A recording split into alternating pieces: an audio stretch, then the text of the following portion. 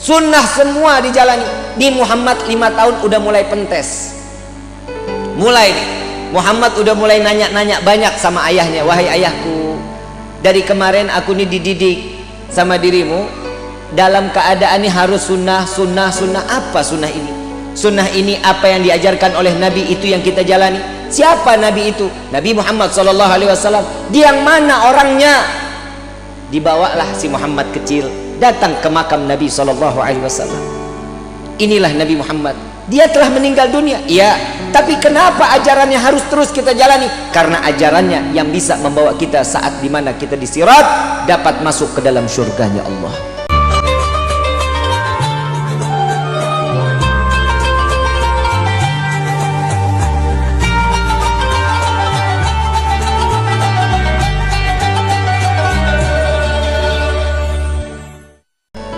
Kalau anak sudah doyan main handphone, gedenya ini anak sudah pasti bakal kurang ajar sama orang tuanya.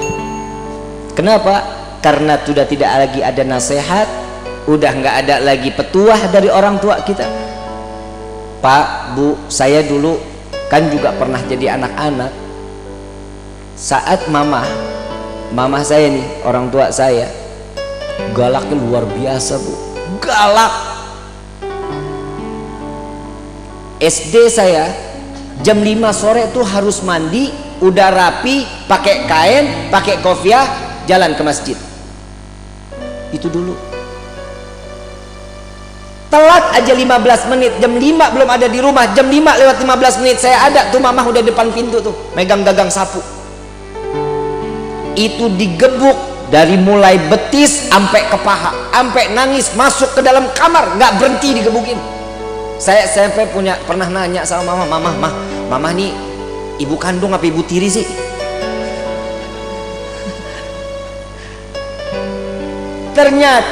Ternyata itu obat. Kenapa? Yang digebuk bukan diri kita, tapi syaitan yang ada di diri kita. Berasa sekarang ternyata didikan orang tua tuh nggak pernah salah. Ada salah satu sahabat Nabi SAW, saat beliau punya istri, istrinya umur kandungannya 9 bulan. Saat ini anak lahir, ini sahabat lagi nunggu Nabi SAW dalam keadaan sakratul maut, dalam keadaan naza. Sampai Nabi meninggal, ada pembantunya datang, wahai sahabatku, istrimu telah melahirkan. Setelah pemakaman Nabi, ini sahabat pulang. Begitu pulang ngelihat, aku istriku sudah melahirkan, sudah. Apa anaknya? Laki-laki. Beri nama dia Muhammad, katanya. Dikasih nama Muhammad. Saat Muhammad kecil umur 1 tahun, setiap bangun malam, sepertiga malam dibangunin tuh anak, suruh bengong ngeliatin bapaknya sholat. Setiap malam dibangunin. Kita tega nggak ngeliat umur anak setahun kita bangunin suruh ngeliatin kita lagi sholat? Nggak bakal tega. Begitu 2 tahun, begitu juga dibangunin setiap sepertiga malam, setiap lagi sholat, nggak boleh dalam keadaan tidur, liatin bapaknya lagi sholat. Sampai ini anak umur 3 tahun mulai dibawa ke masjid, diajak sholat ke masjid, duduk sama-sama sama orang tuanya di masjid. Sampai umur 5 tahun Muhammad sudah bisa menghafal Al-Quran. Muhammad sudah mengikuti sunnah Nabi. Puasa Senin Kemis nggak pernah lewat, kadang puasa Nabi Allah Daud. Sunnah semua dijalani. Di Muhammad 5 tahun udah mulai pentes. Mulai nih, Muhammad udah mulai nanya-nanya banyak sama ayahnya. Wahai ayahku, dari kemarin aku nih dididik sama dirimu dalam keadaan ini harus sunnah. Apa sunnah ini? Sunnah ini apa yang diajarkan oleh Nabi, itu yang kita jalani. Siapa Nabi itu? Nabi Muhammad SAW. Dia yang mana orangnya? Dibawalah si Muhammad kecil datang ke makam Nabi SAW. Inilah Nabi Muhammad. Dia telah meninggal dunia, iya, tapi kenapa ajarannya harus terus kita jalani? Karena ajarannya yang bisa membawa kita saat dimana kita di sirat dapat masuk ke dalam surganya Allah. Mulai Muhammad faham, makin cinta. Bagaimana caranya ingin berjumpa dengan Nabi Muhammad? Maka timbulkan rasa cintamu kepada Nabi SAW. Ikutin, baca sholawat terus, dia sunnahnya, wajibnya terus dijalani. Sampai satu saat ayahnya nanya, ya Muhammad, sudah belum mimpi Nabi? Belum. Berarti engkau belum cinta kepada Nabi. Sampai suatu saat dengan mahabbah yang luar biasa sampai netes air mata Muhammad, itu malam dimimpiin sama Nabi. Dimimpiin Nabi, dia bangun ketemu ayahnya. Ayah, malam ini aku berjumpa dengan Nabi. Engkau baru bermimpi, aku sudah berjumpa dengan Nabi Muhammad SAW. Saat sampai umur 9 tahun, si Muhammad sedang main, tiba-tiba terdengar suara azan, Allahu Akbar, Allahu Akbar, Allahu Akbar, Allahu Akbar. Tapi azannya ini belum waktu salat, belum masuk waktu salat. Si Muhammad ini lari ke gudang, ambil perisai, ambil pedang, lari naik tunggangin kuda punya bapaknya. Ada di barisan yang paling depan si Muhammad. Sayyidina Abdurrahman bin Auf saat itu pemimpin peperangan, bertanya, ini anak siapa? Itu anakku, itu Muhammad anakku, kata sahabat. Bawa pulang, ini anak masih 9 tahun, belum boleh ikut perang. Karena di saat zaman dahulu 12 tahun baru boleh ikut perang, tapi 9 tahun belum boleh. Begitu digendong si Muhammad kecil, ditanya, ayahnya ditanya, ya wahai ayah, bukankah engkau selalu mengajariku untuk menjalankan sunnah Nabi SAW? Iya. Lalu bagaimana dengan peperangan?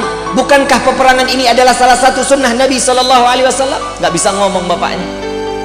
Dilepas. Baik, bagaimana? Aku ingin berperang wahai ayah. Jalan.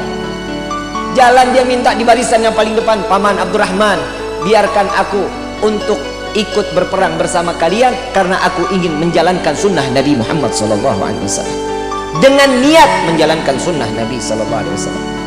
Di dalam riwayat, berkecamuklah peperangan tersebut. Muhammad dapat menebas kepala orang-orang musyrik saat itu 70 orang. Mati di tangan Muhammad, ditebas lehernya. Dan di dalam riwayat ada 120 musyrik habis dimatikan oleh Muhammad kecil. Saat setelah peperangan usai, dilihatlah mujahid-mujahid, orang-orang yang mati syahid, dibuka satu persatu. Si bapak ini lagi nungguin Muhammad mana nih, nggak datang-datang. Soalnya dia barisan paling depan dan dia berlari paling kencang, paling ke depan. Saat terakhir dia lihat Muhammad kecil, nggak taunya. Di dalam riwayat tersebut, Muhammad dalam keadaan terdapat anak panah, 180 anak panah melesat ke jasad Muhammad. Kepala sudah tinggal dengan kulitnya, kuping sudah nggak ada, tangan sudah nggak ada, habis. Muhammad mati dalam keadaan yang cukup parah saat itu.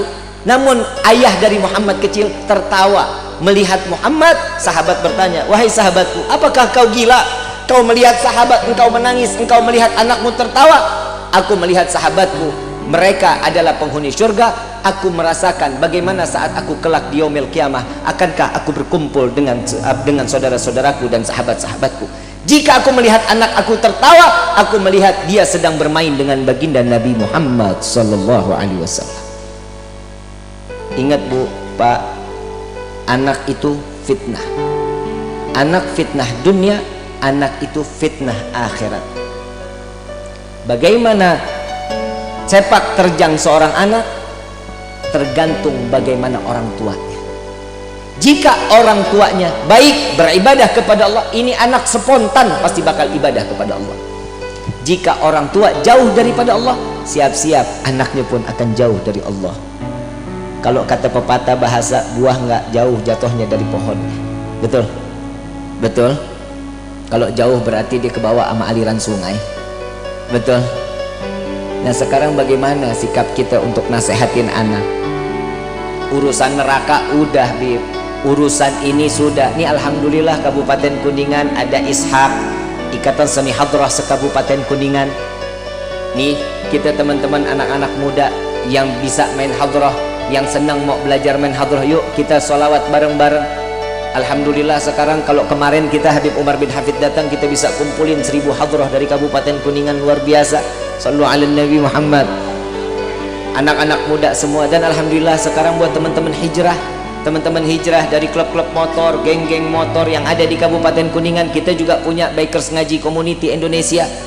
Kita siap menampung mereka yang mau belajar Iqra, mereka yang mau belajar juz amma, mereka yang mau belajar Al-Quran. Ayo gabung dengan kita.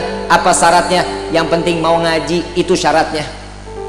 Beb, saya nggak punya kain sarung, pakai celana jeans robek, nggak apa-apa, yang penting pakai peci. Loh, Islam itu menandakan kan ya, ada penandanya kan, apa? Nih kopiah. Orang pakai kopiah pasti maksiat ogah. Betul? Kita kalau seandainya kita mau maksiat, wah kopiah kita umpetin dulu, gak bakal mau kita maksiat. Di situ ada banyak teman-teman kita dari Big Brother, dari X-Men. Alhamdulillah, beliau foundernya ada di sini. Dari X-Men-nya ada, dari GBR-nya masuk, XTC-nya masuk. Alhamdulillah teman-teman kita bisa kumpulin. Kan berkah kalau Kabupaten Kuningan, geng-geng motor, klub-klub motor, ngaji semuanya. Besok tahun kali bisa bikin tablik akbar. Yang bikin siapa? Wah, geng motor, kan luar biasa. Kalau yang ada di Kabupaten Kuningan ini alhamdulillah mah udah tentrem-tentrem aja. Kita mau ikutin aliran ke barat-baratan silahkan, mau ikut-ikutan dia udah, ya mabok jangan dah.